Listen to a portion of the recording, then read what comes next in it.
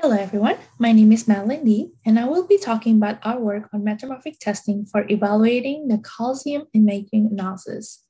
I would like to first acknowledge my collaborators and co-authors for this paper from both the Fraunhofer CMA and the University of Maryland College Park, whose names are listed in the slides. I would like to begin my talk by first describing the motivation for our work. We are collaborating with a group of neuroscientists researchers who are using calcium imaging technology in their work. Calcium imaging is a microscopy approach for measuring the status of a calcium within a region or a cell. One particular technique in calcium imaging is to look for fluorescent activity of the genetically encoded calcium binding indicators. The use case for this technique, for example, is to detect the action potential of neurons or firings in the neurons, where such neuron cells will then light up in the recorded images. Identifying what neurons will be activated given different stimuli, such as sound or light or smell, will then allow the researchers to correlate regions of the neurons to these stimuli.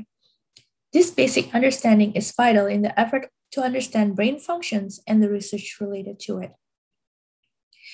Researchers in this domain typically run their experiments on a number of mice spanning over a period of weeks or months.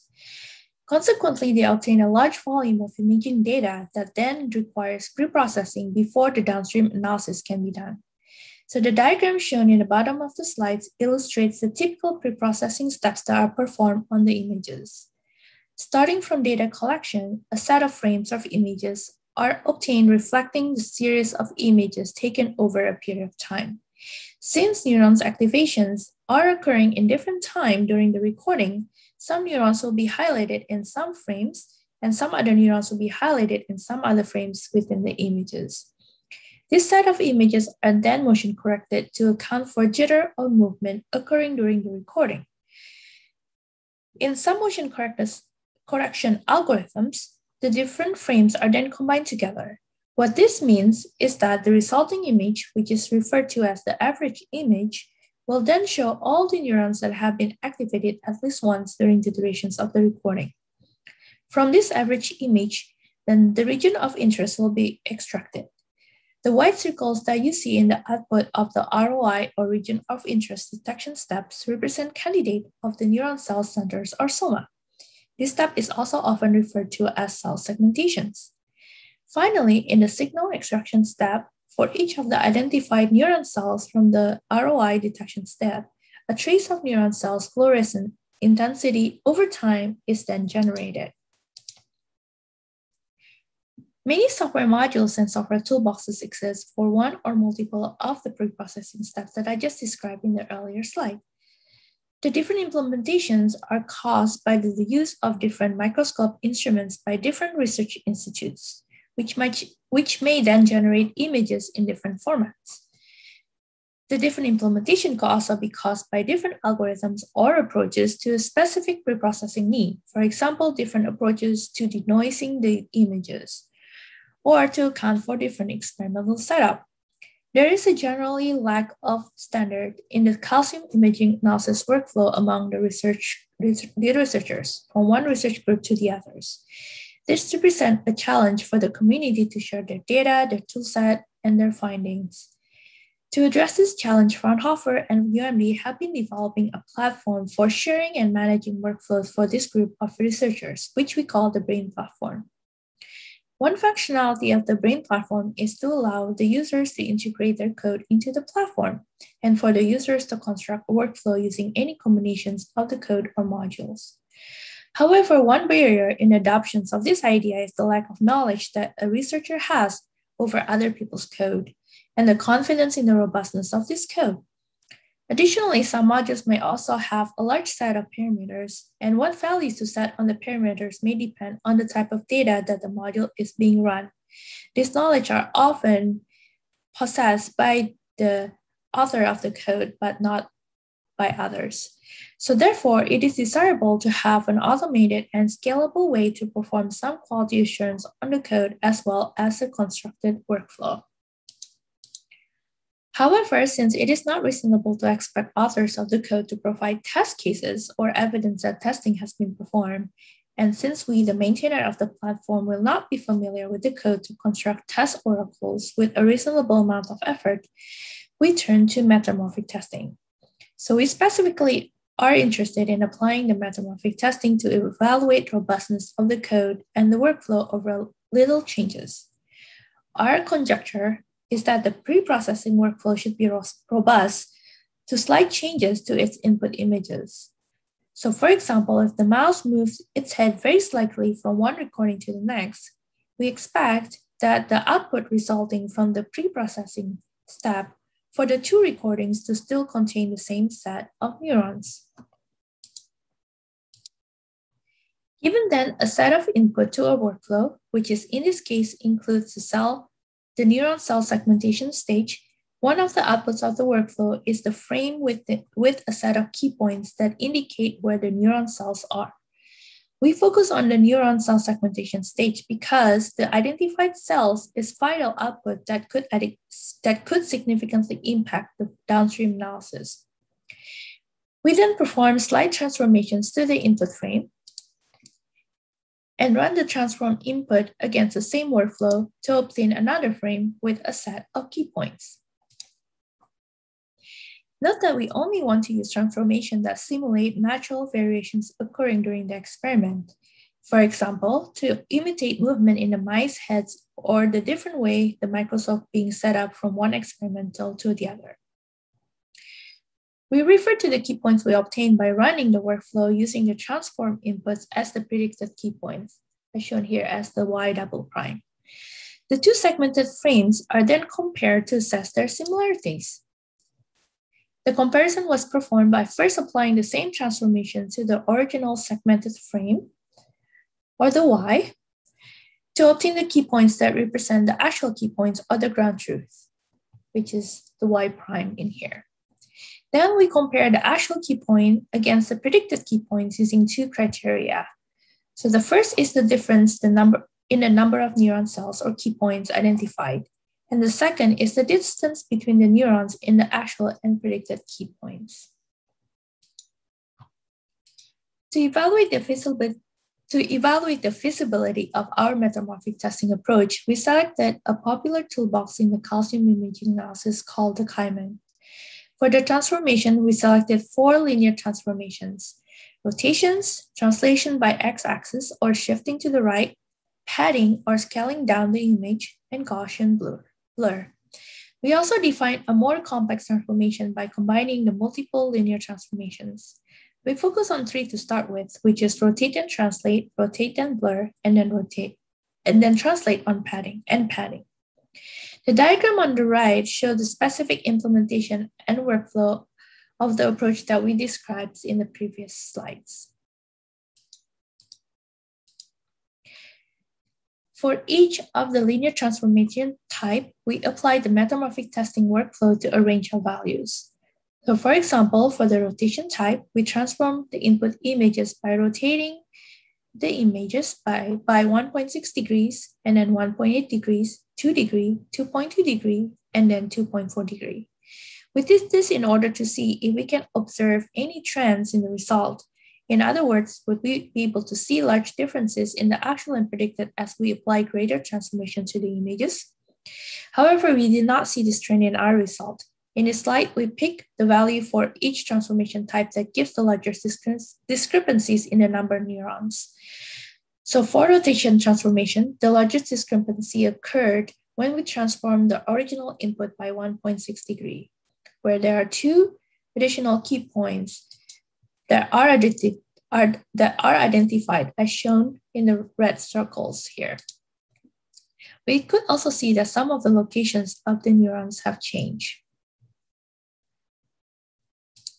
With the more complex linear transformations, we generally observe greater disturbances in the neurons that were identified after the image has been transformed. With the rotations and transformation, for example, not only that we have identified 10 less neurons, the locations of the neurons have also seemed to shift significantly. So this change may have an adverse impact on the quality of the downstream analysis. So to summarize, we have proposed a metamorphic testing approach for performing sensitivity analysis on calcium imaging workflow.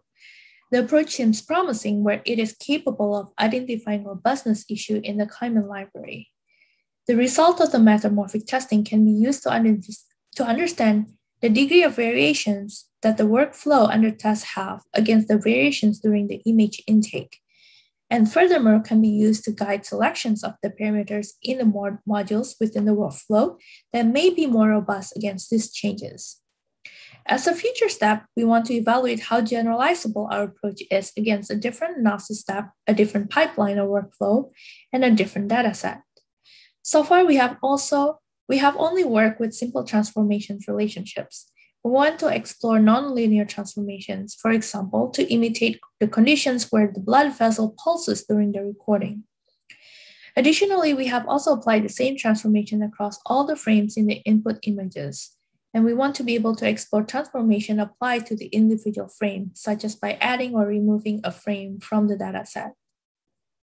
So with that, I conclude my talk and I thank you for your attention. Okay, so just keep silent. It started. Okay. Thank you for coming to the question and answer session. So, yeah, we have the first question from Sergio, and Sergio said it's very interesting talk and thanks. Did you get any feedback from the domain experts, and did they find the detected issue relevant? Mm-hmm. So thank you for the questions. So we are working very closely with the domain experts. It's actually Dr. Wolfgang Lossert, who is the name appeared as one of the authors. He's a physics professor at the University of Maryland. So we're working closely with his team in developing the brain platform in general, but also, in kind of looking into the verification validation methods and coming into, the use of metamorphic testing. So to answer to your questions, so I think in earlier slides, I did present it that, the calcium analysis pipeline it's of multiple steps, and we are really kind of focusing on one particular steps, which is kind of the neuron segmentations or neuron identifications. So when we presented our result, there were some surprises, just because the degree of the changes that we applied to the images is quite small. So we were not expecting to see some changes, and some of the changes are quite significant. However, I think some of the pushback on this is that I think with this kind of life sciences, it's hard to tell whether what we miss, like an extra neurons, is probably not as much of a big issue. Just because it will be kind of noise. It's a false positive. But reductions of neurons identified, or lesser number of neurons identified, is a bigger deal. However, it's also the questions of whether are the neurons that we miss, was that even like a false positive to begin with, right? That being identified by modules. So what they really want to be able to see, which is kind of really the extension of our work and what we're currently working on, is to kind of looking into what's kind of like the implications to the next steps in the analysis. So when they perform this spike inference, the calcium. The calcium spike inference, whether the trace of the calcium makes a difference when you're losing some neurons, and what does it mean in terms of the correlation matrix. So I think just kind of to answer the questions, yes, they're surprised to see the discrepancy in the number of neurons. But they would like to be able to see, to kind of see the downstream analysis and the impact of the downstream analysis to be able to say whether it's, it's impactful or not. Hope that answered the questions. Okay, thank you very much. Thank you. We don't have another question in the chat box, but I have several questions. First one is, it seems that you compare the source and follow outputs in terms of their the KT tree loss as well as the absolute key point differences, right? So, because I noticed from the figures, I noticed that the difference is actually like marginal. Like, for example, the difference in between the difference of the the absolute keynotes, the key points. So is there any possible that the difference is due to some randomness rather than the diffix? Is it possible?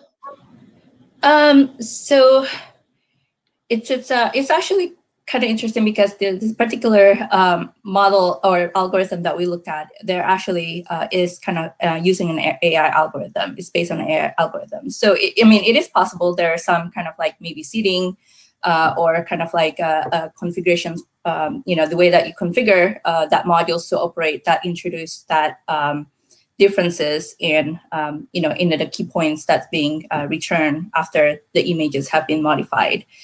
But I think when we came back to our domain experts, and we discussed about the results, one of the things that they find as a value is that that's exactly is the problem, because some of these modules do have a big list of parameters that they need to tweak when they run the experiment, and some of the steps that they perform during the analysis is really trying to fit the algorithm to the data sets, right? So they tweak it, they kind of see like what performed the best. So they found that kind of applying this approach, and if you can find noises in the key points that's being generated when compared to the original key points, maybe that we can use it as an indicator that there's something wrong with the workflow configurations. Maybe these workflow configurations are not robust enough for some of the small changes, because because the small changes shouldn't affect the result significantly, right? So I mean, we actually expect no changes in the key points resulting. So so since they're not really the developer of the algorithm, so we're using a third-party algorithms that that these people are using in their analysis. So they don't really kind of know the behind, the under the hood, how they implement it. So it's really kind of hard to tell whether where's this discrepancy coming from. But at least from the people that we work with, the experimenter, the lab experimenter, they found the value that be able to see that noises may be an indicator that maybe my parameter setting is not correct, maybe the way that I configure this workflow is not correct. And one of the things that they look for, as kind of like the next steps is like, can we use informations to help us to configure the right the right configurations, parameter settings, so that you'll see less noise when you make transformations on the input images.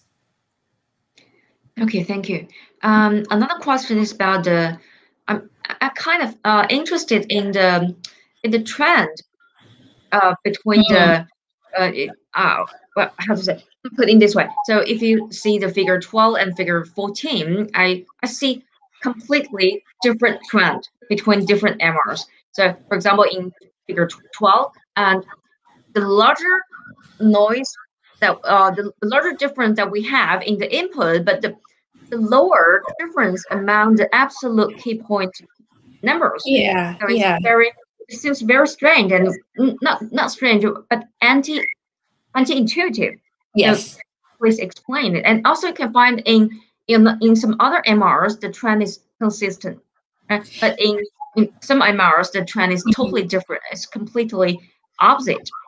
Yeah, I mean, that's a very interesting thing that we found, right? Because we did do the kind of like looking into the range of values for the purpose of looking into, just like what you said, is there a trend? Do we, in increase in the noise, we expect bigger discrepancy. And then, when we actually see our results, it's really all over the board, right? I mean, there's no really kind of consistent linear relationship between the discrepancy to the degree of changes.